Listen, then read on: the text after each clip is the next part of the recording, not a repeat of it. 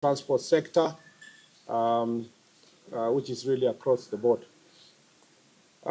First of all, let me say the government appreciates the challenges faced by Kenyans as the result of the rising global fuel prices occasioned by the crisis in the Middle East. The government is also fully cognizant of its responsibility to protect Kenyans from high cost of living. In fulfillment of this responsibility, the government last month reduced VAT on petroleum prices by 8%. The government also utilized the Petroleum Development Levy to stabilize fuel prices. This is high. Consequently, the government last night took additional measures to remedy the situation by reducing the price of diesel by 10 shillings per litre. The government also took the same step based on the negotiations that took place yesterday to rationalize the prices of kerosene and diesel by increasing the price of diesel by 38 shillings to avoid adulteration as requested by the stakeholders in the transport sector. Understandably, the had requested for a reduction of 46 shillings, and they are still agitating for further reduction despite the 10 shillings reduction that happened last night. Following a consultation meeting this morning between the government and the representatives, it was agreed that, that there was need for negotiations between the government and the stakeholders at a high level, and that those negotiations must be undertaken within the next 1 week. That in the interceding period between now and Tuesday, 26th May,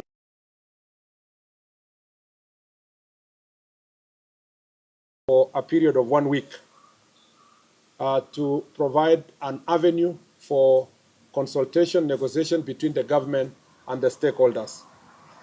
The public transport sector stakeholders also condemned incidences of violence and destruction witnessed yesterday in some parts of the country and completely dissociate themselves from them. And they are not part and parcel of any kind of violence that happened. The government remains fully committed to addressing concerns raised by Kenyans at all times and calls for peaceful and legal means for airing the various grievances. And to confirm that this was, I'd like to call Mr. Mokabane. There will be three colleagues who are in the meeting who will say a few words of confirmation of this statement before Waziri Wandai can close for us this press conference.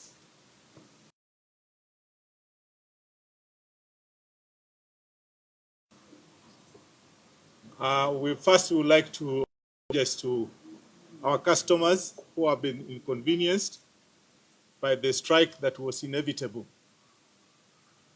Two, it is true that we've had serious consultations from yesterday, and today we have just had a breakthrough, not because we are satisfied, but we want to give negotiations a chance.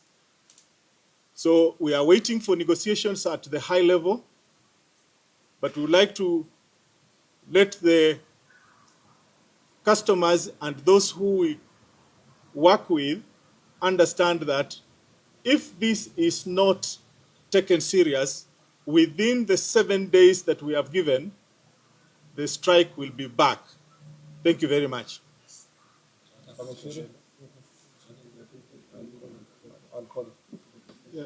My name is Kushan Moshiri. I'm the CEO, Federation of Public Transport Sector, FPTS, and the National Chairman for the Association of Matatu Transport Owners, AMTO. Today, as much as we would have been happy to say that we got the 46 shillings that we were seeking, we are also glad that At least negotiations have started in earnest.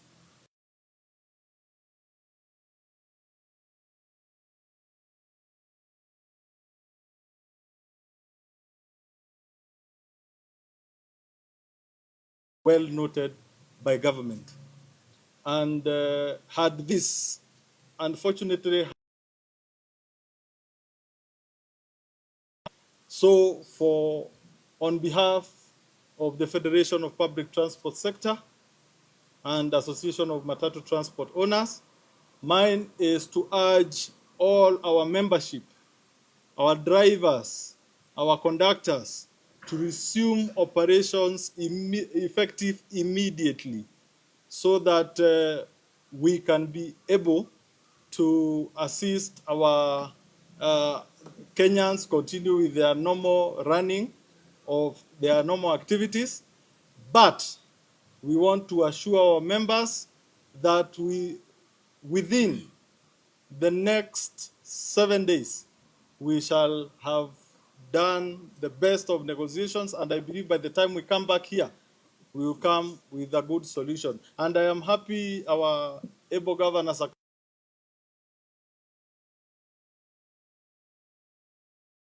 take us seriously. So asante sana, Mungu awabariki. Good afternoon, everybody. My name is Albert Karagacha. I'm the president of Matatu Owners Association. We want to urge our members, wherever they are, to go back to work. We've come up with something whereby next week, I think there'll be something coming up. So we urge them to go back to work. And we want to thank the government. We are going to work very closely, and we've agreed to form a committee which is going to look into other issues related to the transport sector, mostly on PSV, because we've been having so many issues on insurance, we've been having issues on traffic matters, corruption. So we thank the minister. We are going to work very closely with his office to make sure that we enable the transport sector to grow. Thank you. Let me say this. Let me start by confirming that indeed we have got the white smoke. We have had very, very candid deliberations with the leadership of the public sector transport operators since yesterday. Those deliberations have been concluded this morning, and I must confirm that they have been concluded successfully. As a matter of fact, due to the situation that currently obtains in the Middle East, and bearing in mind that Kenya remains a net importer of petroleum products, the government, conscious of the difficulties that the public continues to endure following the skyrocketing of petroleum product prices, has taken very, very deliberate measures. On the matter of subsidy alone, between last month and this month, those two pricing cycles, the government has applied some 13.9 billion shillings to manage the cost of these petroleum products. Last night's reduction by 10 shillings on the cost of diesel per liter alone took some 2.7 billion shillings. And therefore, that is a demonstration of the fact that the government continues to be sensitive to the plight of Kenyan petroleum consumers. And that is going to be the case even going forward. I must thank the public sector transport operators for their understanding and for accepting to work closely with the government during these very difficult times. and for accepting to call off the strike as we engage in further negotiations with a view to stabilizing the situation across the country. So thank you very much.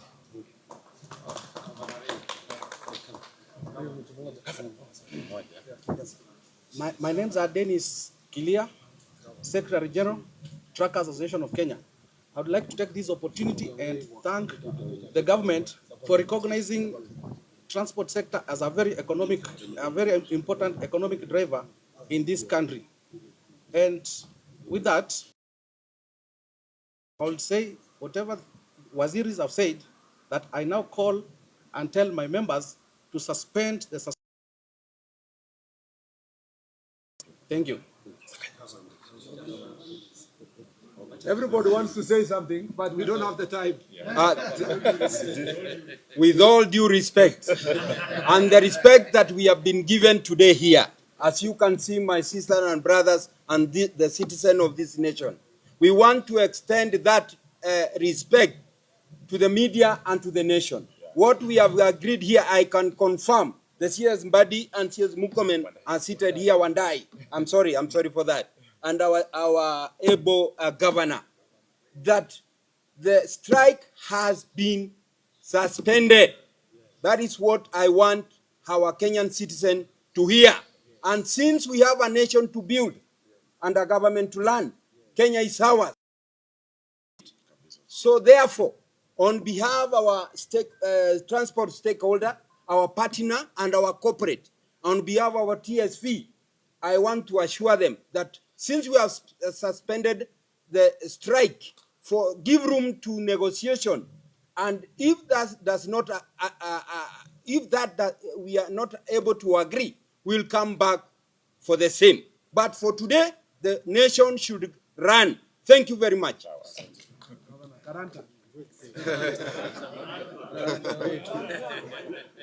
Asante sana.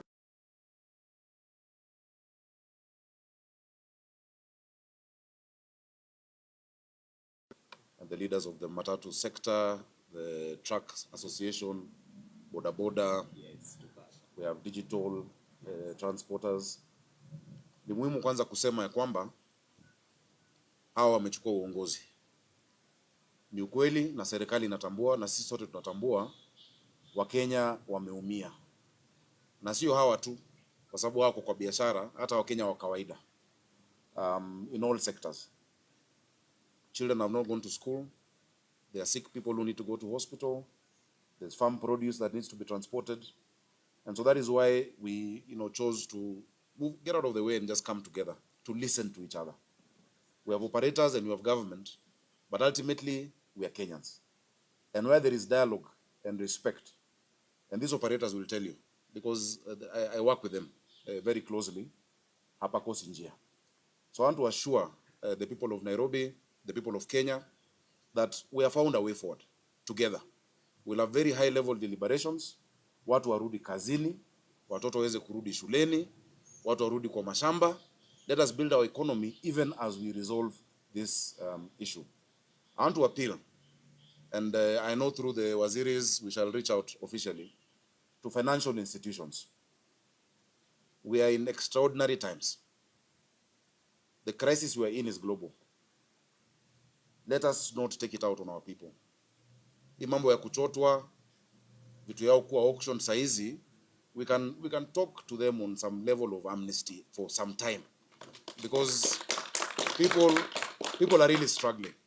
And so it's good for you to know the government actually, we realize, that increase is extremely high. There are certain limitations of what we can do, but in the next few days you will see. And I have promised them as their as their friend and their guarantor, that we shall sit at the highest level to resolve this pain that Kenyans are feeling. So I really want to thank the CS for Interior, for his leadership, CS for Energy, also the CS for Transport, that this consultation also should go on, that we don't only meet during a time of crisis. Let us meet to see how to improve this sector, to make public transportation as it should be, affordable, reliable for the sake of Kenyans. So asanteni sana, watu rudini kazi. Na ngoja watu town. Watu warudi kazini, mujaze mabarabara tuendelee pamoja. Asanteni sana, tutamalizia hapo kwa leo. Asanteni. Haya, asanteni sana, Mungu awabariki. Mungu abariki. Thank you very much.